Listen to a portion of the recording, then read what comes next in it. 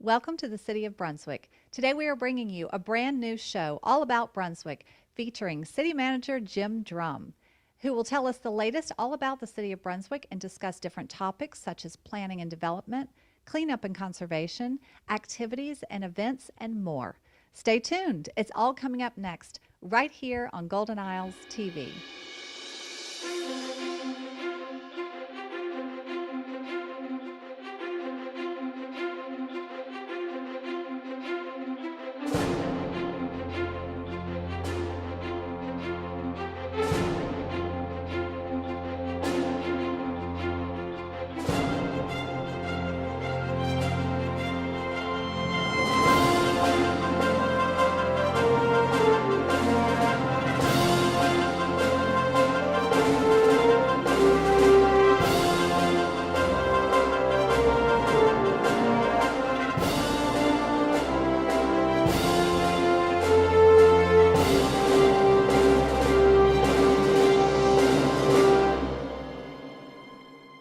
Hi, I'm Jim Drumm. I'm the City Manager for the City of Brunswick.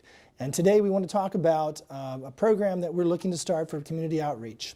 The City Commission has budgeted this year some funds to reach out to our citizens. The focus of our program is outreach to the community, providing public information on programs and departments that we have, and also transparency, something that you can learn about the City of Brunswick. We're going to take an in-depth look into the City of Brunswick, and we're going to look at our many departments, our programs, our projects, and really what's happening in Brunswick. And so we're looking forward to doing that today. We have a number of guests, and we're going to start off in just a few minutes. We're going to invite our first guests. We're going to talk about recent planning in the planning department for the City of Brunswick, and also the Downtown Development Authority, and some recent plans that are coming forward for our great downtown in our city. So I guess start off, I want to introduce our guests. And we have our Director of Planning, Development, and Codes, Bren White-Dice. And I'm going to ask you to say a few things about yourself. How long have you been with the city, and where did you come from? And hi there. My name is Bren again, and I've been with the city almost a year. My background is in planning and historic preservation, and I have about 15 years experience. I've been in the state of Georgia about 7 years, and most recently from Savannah, but I'm loving my time in Brunswick and really prefer a smaller city, just like this one, that has a more homey neighborhood feel to it. Great. And then we have Matthew Hill with the Downtown Development Authority. Matthew, the Executive Director. So tell us a little bit about, now you've been here a number of years, right? I've been in Brunswick since 1998, and I've been with the Downtown Development Authority since 2004. And I've been the Director since 2006. Great. Well, wonderful. I think we're going to talk, and I have a few notes here. We're going to talk about some of the plans and things we've been looking at recently. And I'm going to start off with RSVP through the Carl Vinson Institute. And that's a program that the DDA sort of took hold of and brought into Brunswick last year. Right. The Carl Vinson Institute developed this Renaissance Strategic Planning and Visioning Program, RSVP. It is a application process that the city and the Downtown Development Authority have to go through to get accepted into the program. The Georgia Cities Foundation puts some money into it, and then the city and the DDA put money into it. And what we got out of it is a strategic plan for the downtown area, which includes Newcastle Street, Norwich Street, and Gloucester Street. There were focus group meetings with 15 different organizations throughout the community. We had 421 residents respond to surveys. We had 50 people at a town hall meeting. And these were all to gather information to find out what do people like about Brunswick, what needs improving. Some top assets were strong community ties with the community, downtown's physical structure, the street layouts and the parks. We've got our great local businesses and the natural features, the waterfront on the other side. We go water to water from the marshes of Glen all the way to the East River. But there were some issues that came up. Maintenance, street maintenance, things like that. Our gateways. We have an example up here of gateways and signage that was one of the work items that came out of the program. That happens to be the intersection of Newcastle Street and Bay Street, where they're saying, you know, add some greenery to that. And If I could jump in a little. When you said they said, we had people who came down from the Carl Vinson Institute. Who were they? And right, we had Danny Bivens and Clark Stansel were the main group, but the Carl Vinson Institute employs landscape architects, planners, so they all had a hand in the plan to develop things like streetscape improvements, improvements to Mary Ross Park, minor things that can be done for not a whole lot of money in a quick order. This is all short-term work items. These are not 5-10-year items. This is 5 years we should have all this done. Now, you mentioned that it came from comments from the citizens, and that was great. A lot of people came out at different events and gave their opinions and answered questionnaires, but it had to be kind of sifted through by different groups. There was a steering committee, I understand. So who all was involved in the steering committee? There was a steering committee that was made up of downtown development staff and board member, Paolo Albuquerque from Georgia Power, city staff, community people from different groups, and just citizens were on the steering committee. So it had a lot of participants to bring these ideas together. What were some of the outcomes that you saw in from the RSVP project? In addition to the streetscapes that we've already talked about with Bay Street, they also talked about Gloucester Street and how with just the addition of some crepe myrtle trees or similar low-story trees, we could really improve the entrance to downtown. They talked about Norwich Street and how that could become more of a quirky, art-centered area with just some painting on the buildings and minor streetscape improvements that would really help the appearance of the area. And you mentioned Norwich Street, and that's interesting, because I think in the past some of our other plans did not always include Norwich Street. So I think it's really good that they did do that. Could you talk a little bit more in detail some of the ideas for Norwich Street? One of the ideas is to install downtown-like streetscaping in the first few blocks from Gloucester up to J or K, and then improve the streetscape north to the city limits at 5th Street. Some new lighting, some street furniture, and I know Bryn has been working on improving the streetscape. Well, then we'll ask Bren. That's a good question. Bren, now you were part of the process. You were in the steering committee. I was. So you went through the whole process completely. Could you tell us, like, from your point of view with your background and working in planning, but also you had design background. You'd gone to SCAD at school there. So tell me what your thought of the process was, and maybe talk a little bit about what some of the concepts were for Norwich Street in downtown. Yeah, actually, one of my first meetings here in Brunswick when I started about a year ago was with the RSVP plan. And I just really appreciated the process of how they reached out to the community, how we worked on the steering committee and getting as many people as involved as we could. And their design work was just top-notch. I had never worked with the Carl Vinson Institute before, and I'm really excited to have been a part of this process and look forward to working with them again. As far as Norwich is concerned, we're excited about Norwich Street. Not only did the RSVP plan talk about some improvements, street furniture and lighting, but also the Norwich Commons has a bit of funding that we are looking to invest in the north end of Norwich Street, inside the city limits. We can add those benches and garbage cans and lighting to just make the street more inviting, but we are also looking at putting bike lanes down the street so that bicyclists have a route from the north end to the south end of the city, and just adding street trees and making it a more inviting place. We've also started to see some business owners take some initiatives on their own and see painting of the sides of buildings, like Matthew was talking about, and we're just really excited to see an investment there. I would agree, and that's a good point since we're on Norwich Street. I know there's been some investment, and there's been some, almost like a little district starting there somewhere around J Street, a little international flair. I'm not sure I remember the name of the business, but did you, maybe Matthew or Bren, you want to? So Matthew, maybe you should, because I know that you meet monthly with the Norwich business owners, and so this is an opportunity to talk a little bit about what they're up to. And that would be the 1900 block where we have the HBGB, the event venue. There's a tortilleria and restaurant there, tattoo parlor, So it is becoming on its own kind of an international and artsy little node.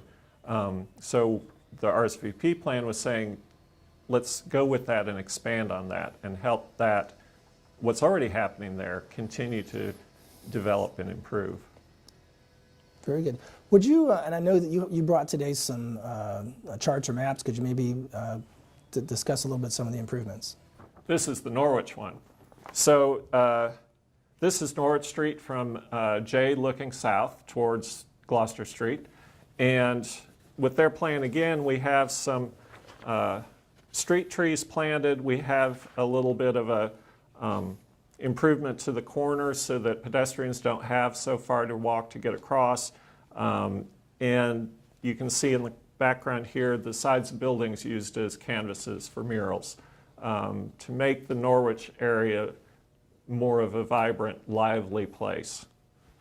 I'm going to ask both of you, what's next? We have a plan that's been given to us. I think there's probably some changes in some of our design. There's obviously funding concerns, and I think that's always been an issue for us sometimes when projects and plans have been made. So what's the plan? Matthew, you said it was kind of an affordable solution, so maybe you could... Most of the items are affordable. There are 49 action items. Each of those items was taken on by one person. So it's not a group trying to do each item. It's one person in charge of it that will then go and find the people. And they could be simple things like planting the trees. Mm-hmm. You know, well, that's not really that much simple, but hiring an economic development director, which the city has done. Hiring a program manager for the Downtown Development Authority, which we've already done. So we didn't wait until the end of this process to start work on these items. As things came up early in the process that we thought, hey, we can do that now, we did those. So the action items are divided into short-term and long-term. The short-term is a year to 18 months, and long-term is 18 months to 2 years. And most of the items are short-term items. So we've begun working with Georgia Power for lighting improvements on Norwich Street and downtown. And that's a very low or no-cost upgrade for the city. And talking with artists about improving some of the vacant building fronts downtown. Could an artist come and paint the glass, have a mini mural of their artwork that's up there until the building leases, which is another minimal cost, but a big benefit because it makes that building pop. Now, when you talked about lighting, I think one thing that I thought was kind of very interesting and not expensive, but actually something that I don't think I'd ever thought of and maybe never has been brought up in Brunswick was what they would call, they referred to them as alleys, but I guess as a city manager I would say they're streets. It would be Richmond Street and Grant Street. And the concept is a lot of people park on the back streets to the main road of Newcastle, and that the idea was to put some sort of strings of lights. Right, they had suggested string lights, kind of like Christmas lights strung across the street, like you'd see at a festival or something. And we have started talks with Georgia Power about that. We already have lines in the alleys that crisscross. We have some issues with whose lines those are. Is it the phone company? Is it the cable company? Is it Georgia Power? So we're working with Georgia Power to put in our own cables that we can put lights on, and that would make those Grant Street and Richmond Street more of an actual place rather than an alley. It could even be used for festivals. We could have street dances or music in those streets that really are kind of fun, but they're just a little dark right now. Another concept that I thought was kind of interesting as well. When you come downtown, you on Newcastle Street, you often see Jekyll Square and some of those public spaces, and I think they add to the quality of it being a walkable district, and adds beauty, obviously. On Norwich Street, we really have a limitation of that, and I think there was a recommendation about acquiring additional land. Obviously, it would be a costly recommendation, not one of the free ones, but I don't know. But did the steering committee discuss that much, and whether that would be a good plan for the city? We did discuss that, and that will need to be brought before the commission, but The idea is for the city to purchase some of the vacant lots along Norwich Street and create some parks, like Jekyll Square and Mackin Square that we have downtown already, but maybe not fully developed and fully planted, but more of just a little green space. And many of those lots can be purchased for little to no cost. And really the only cost we have then is planting grass and keeping the grass cut. Well, right now it's summer, so that's a challenge to keep the grass cut, but we definitely would look at that. Are there any other points to the RSVP that you'd like to cover today? I know there's a lot of information, and I know that we really can't cover it all in this program, but it's available, I think, online too. Yes, it's available on our website, which is discoverbrunswick.com. And if you go to downtown development, you'll see the RSVP master plan, and you can look at the plan online. We have printed copies of it in the office if you'd like to come to Old City Hall and take a look at it in person. Great. That's wonderful. Brand, do you have any more thoughts on the RSVP program?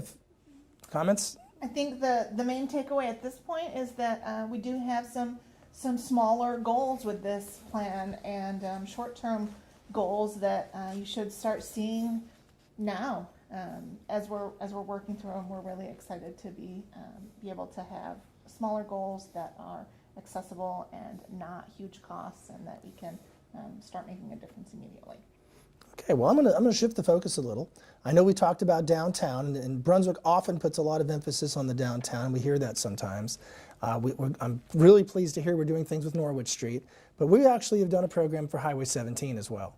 So we're not just looking at downtown. We're looking at Norwich Street. We're looking at all of our business districts in the community, overall, to how we can improve it. And about a year ago, the City Commission contracted with Symbiosity, a firm out of Savannah, to do a plan. I guess we call it the Glen Avenue or the Highway 17 plan. But Bram, would you kind of lead us in talking about how that's come about? I know it's been a year-long process, and people just recently heard about some of the improvements they've recommended. Yes, that started about last May, I believe, with the commission requesting and hiring a consulting firm, like you said, out of Savannah, called Symbiosity, to just do a study of the Glen Ave Route 17 corridor, to look at how it interacts with itself. We know that corridor is not only important to us as a city, but is important regionally because of the access to the islands that you have off the Route 17 corridor, and that sometimes that's people's only impression of Brunswick. So we want to put our best foot forward out there on Route 17. So we did this charrette in May. That was actually, it was slightly before my time here in Brunswick. In May of last year, they did a 3-day charrette, which is basically a workshop about planning and design. And it's really about pulling as many residents in and as many community members in to look at maps and look at designs and have a red pen and sticky notes and just go through the process of what we want it to look like and what we don't want it to look like. I think we had a good turnout to that.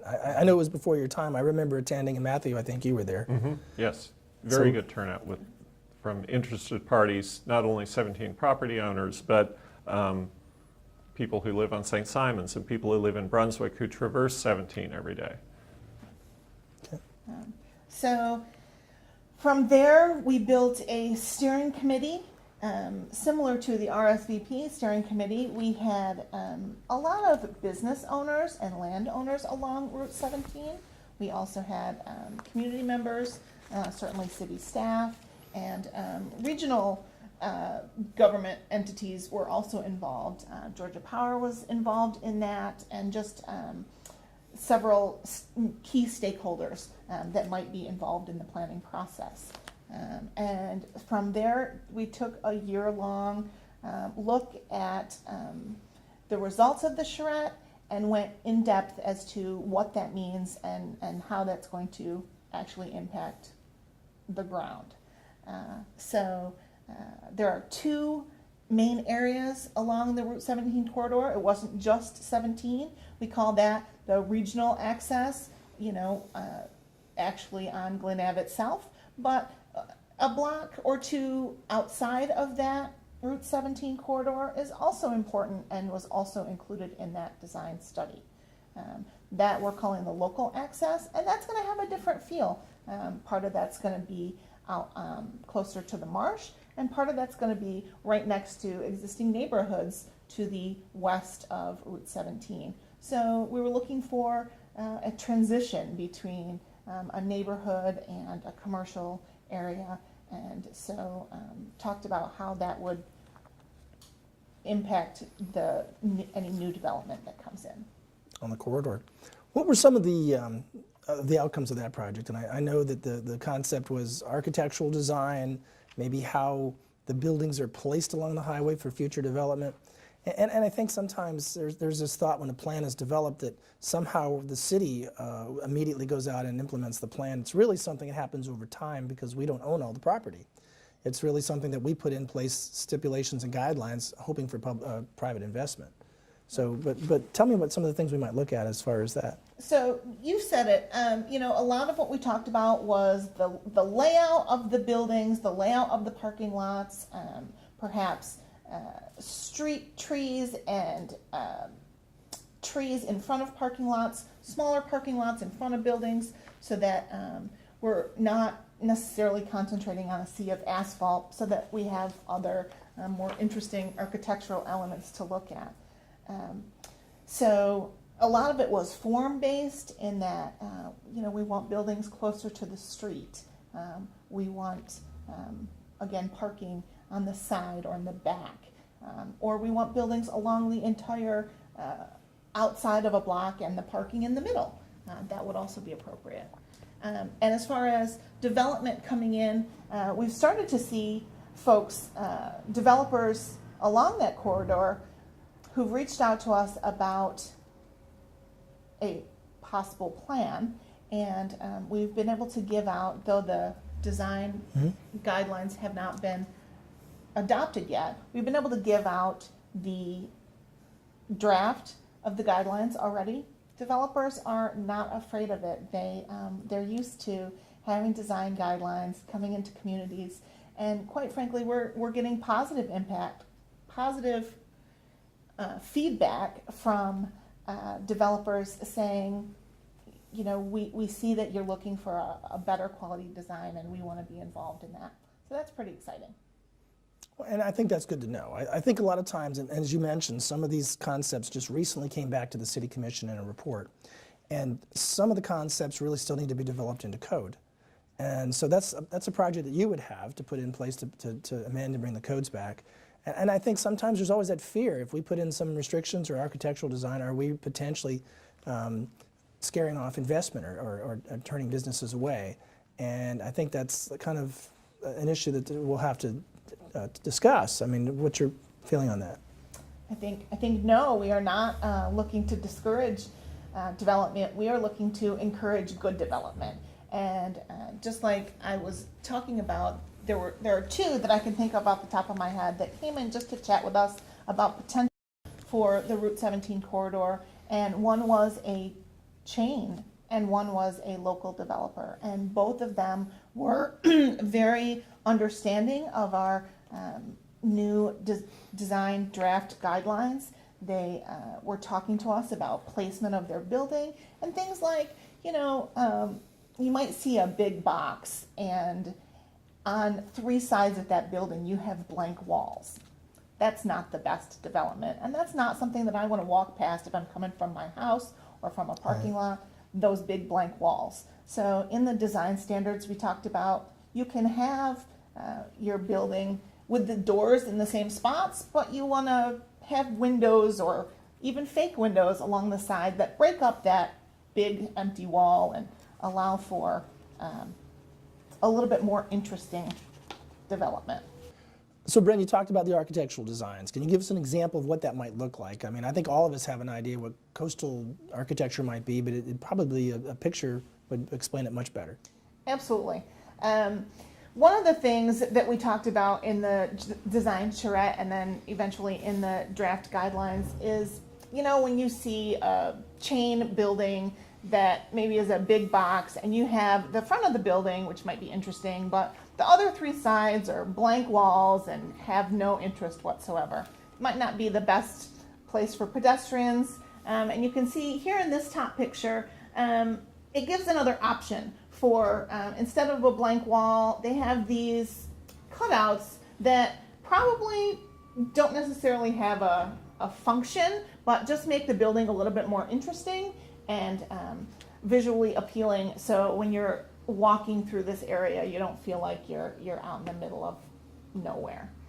This bottom picture shows a different example, and maybe not a big box, but a smaller business, and just shows a little bit more of the vernacular architecture examples where you might see something like this, certainly in coastal Georgia. And that's a design you could see in a new building. Yes. So when you look at it, you think, hey, that might be a 100-year-old building, and in some cases it might be, but being for a reuse, but another time it could be a new design? Right. Okay. Absolutely.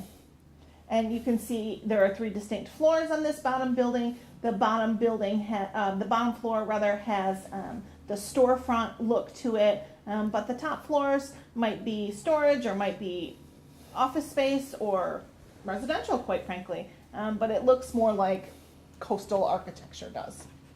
So that's a couple of examples of some of the design standards that we've presented to the City Council.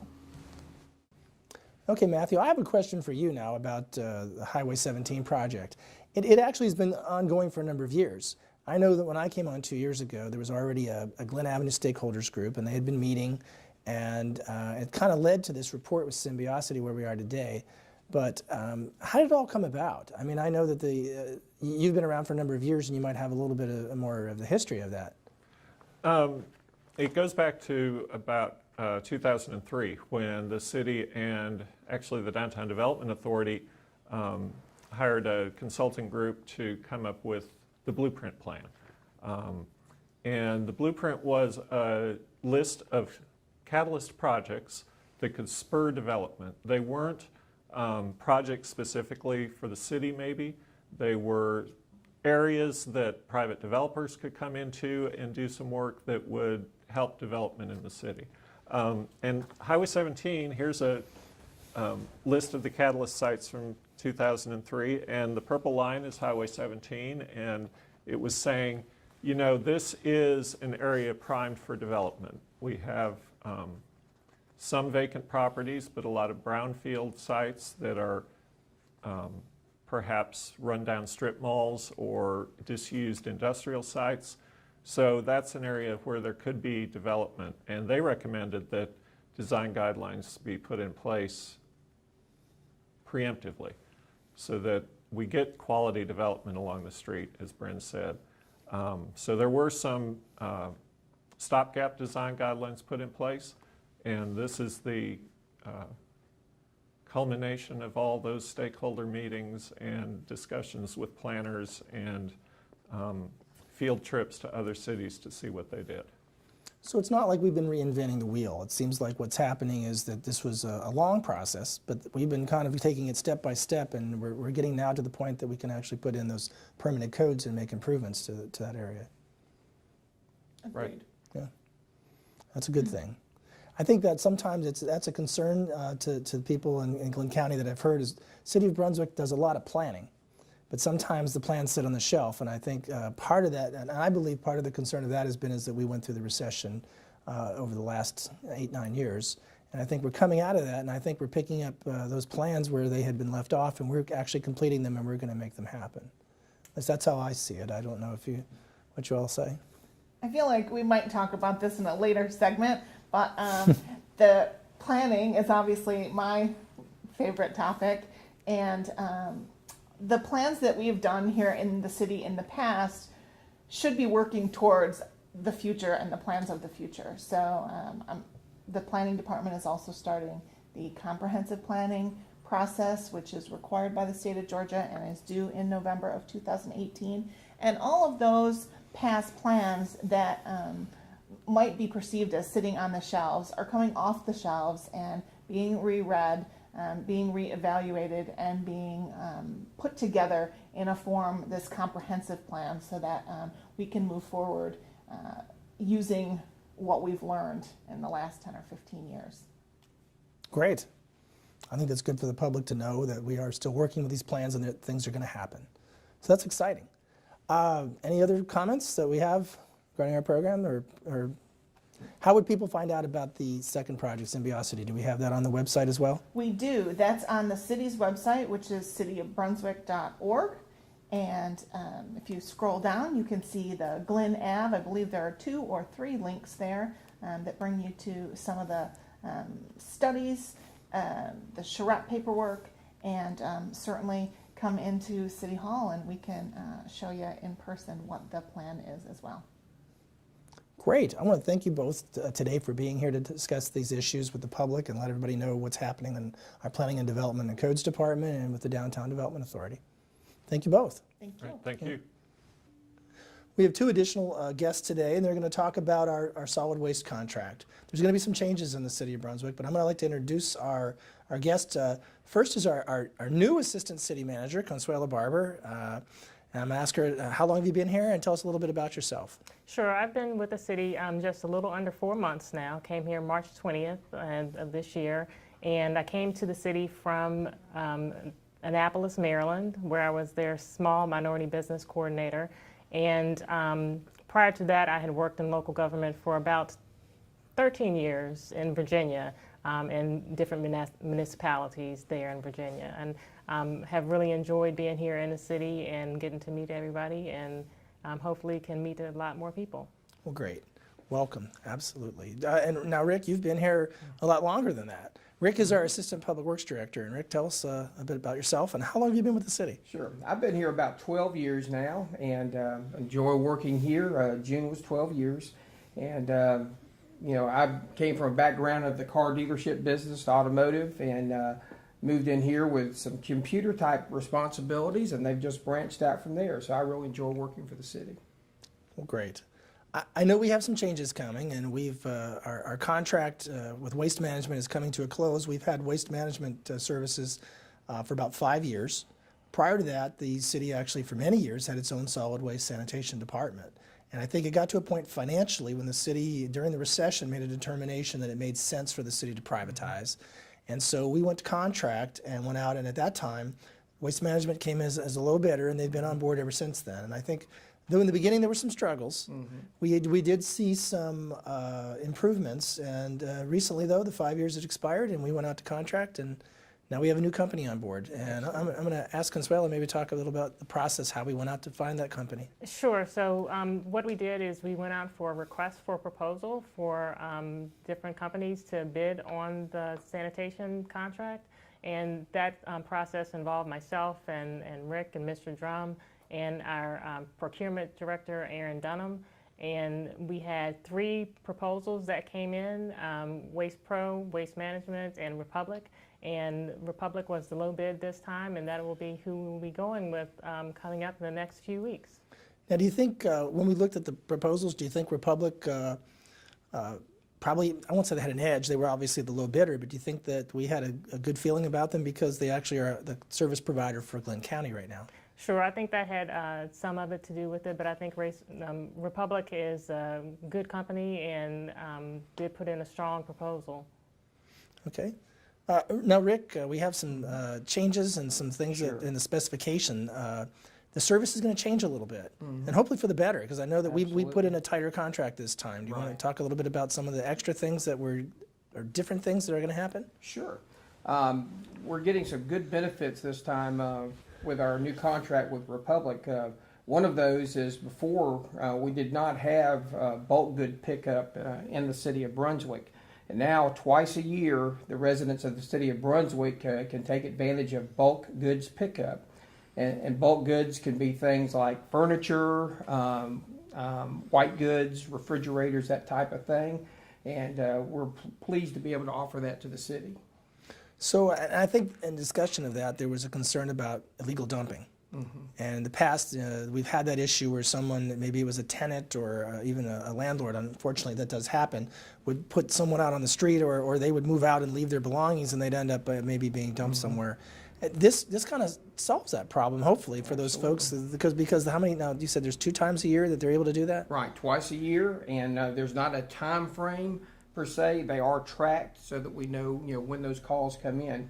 But they can just give a call to the City of Brunswick, order Republic's number, and we can arrange those pickups. Okay, I think that'll be a big help for the community and some of the issues we've had in the past. Right. Do you recall what the cost has been in the past for those dumps that we've had to pick up? I believe, if I'm recalling correctly, it was around $60,000 to $70,000 alone last year, just in 1 year. Right. So hopefully we hope to see a savings in that. Absolutely. I would think.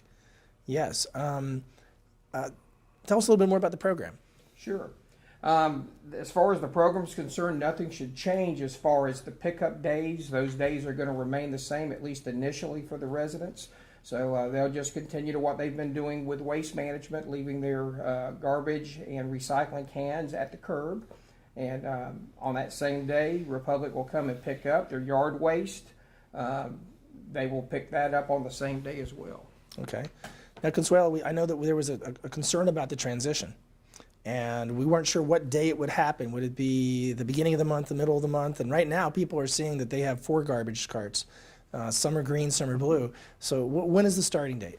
So the starting date is August the 21st, is when Republic will start picking up the garbage in the city. So August the 18th will be the last pickup date for waste management. So what's waste management going to do with their carts at that point? Are they going to pick? Maybe Rick would better answer that. Yeah. Their plan right now is to pick the old cans up. Those cans will begin having those picked up after their service next week, after the 18th.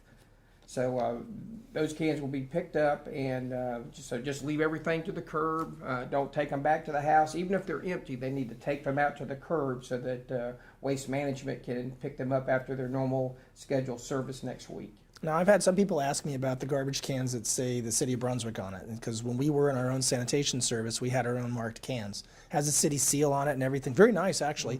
But they're aging and they're not in the best condition. What's the story on those? Do they need to put those out at the curb too? Yes, everything goes to the curb. The current cans that they're using for service, they need to bring those to the curb. And after their service, they just need to leave those in place. Okay, so my understanding, I guess, is that actually Waste Management purchased those when the city closed out of having sanitation service 5 years ago. That is correct. That took place at the beginning of the contract 5 years ago. Okay. So what do you think that residents out there might need to know in addition? You mentioned the recycling is the same as it has been. The days are the same. Maybe a little bit of explaining the carts. Could you do that for us? Sure, absolutely. These are the garbage cans that will be put in service. Most of you have probably already received your cans. If you have not, there are 2 different color lids, and that's how we differentiate between which one is recycling and which one is for your regular household garbage. So this is your household garbage can. It has a black lid, and on the very top it says trash on the top. That will be for your household garbage. The other can with the light blue lid is going to be for your recyclables. And your recyclables will go in that can. And again, on the top it does say recyclables in case you have any question. If you haven't received your cans by the end of next week, please call our Public Works office or the Republic number that will be listed in the literature on the cans you've received. The Public Works number is 912-267-3703. Consuelo, I have a question about yard trash. Rick didn't mention yard trash, but it's going to be an improvement in this contract for yard trash pickup, because at the city manager's office, I've gotten a lot of complaints over the last few years about how the clamshell of the truck would slowly dig holes and holes into everyone's yard. And if you drive around the city, you see evidence of that. How's that going to be resolved in this new contract? So in the new contract, Republic will actually have individuals that will be hand shoveling the yard waste into the trucks. So that should no longer be an issue for our citizens. That's great. I tell you, we've had a lot of people that we've had to look at seed or sod or something to help, or even fill to do that. And I think it's a shame when we took away pieces of the earth and soil to the landfill that should have stayed in the city of Brunswick. So I'm glad we were able to fix that. Now, Rick, are there any other questions or concerns that people might have out there that they need to know about, or maybe additional benefits? Sure. We do have also the added benefit this time of being able to have our citizens go straight to the Republic facility, and that's at 550 Young Lane in Brunswick. And for $26, you can take about a whole truckload of garbage to those locations, and they accept construction debris and different type things. So that's an added benefit that they'll have as well. And to clarify, construction debris is not something we normally can pick up if it's in there. Correct. So that would be something they could do. Or if there just happened to be one of those cases that they had a bulk dump that was beyond the 2 free ones that they get per year. Right. Okay. Absolutely. Well, great. All right. Is there any other? All right. And just to reemphasize the dates, the service will begin on the 21st, and that's when the new service begins. And for the 14th through the 18th, Waste Management will be picking up the cans that they presently have. Well, great. So we're going to see a change around Brunswick. We're going to see things changing from green to blue, and I think it's for a good purpose, and we're going to see a better service. So I'm really pleased. And I want to thank you both for being here today to talk about our change in solid waste service. Thanks. Well, that concludes the program for today, and we really want to get the word out in Brunswick of what's happening in depth. Where future upcoming topics might be improving our infrastructure and our roads and our drainage, something very important to the city. Redevelopment powers that our voters recently put in place that's going to allow us to create a tax allocation district. Neighborhood revitalization in some of our older residential neighborhoods. Historic preservation and how that impacts the redevelopment of Brunswick. And community programs such as senior services and youth services. And so these are some of the things you're going to see in coming segments of this program. So we're looking forward to that. And so our goal is to bring you the details of our programs and what's happening in the city of Brunswick. So until next time, thank you very much. I hope you enjoyed our segment, and we'll be back again. And here are 3 things to do in downtown Brunswick in the coming weeks. On Saturday, August the 19th, we have the pop-up farmers market. That's at Mary Ross Park from 8 o'clock in the morning until noon. Art vendors, additional food vendors, and restaurants come to the farmers market. We have First Friday, September 1st, from 5 to 8 in downtown Brunswick. Restaurants and shops stay open late. There are lots of specials, music in the parks, meet new friends and talk to old ones. And then September 3rd, first Sunday, we have Rhythm on the River. And September, we have the Matt Walsh Trio. That's from 6 to 8 at Mary Ross Park. And bring your picnic basket, your blanket, and your favorite beverage.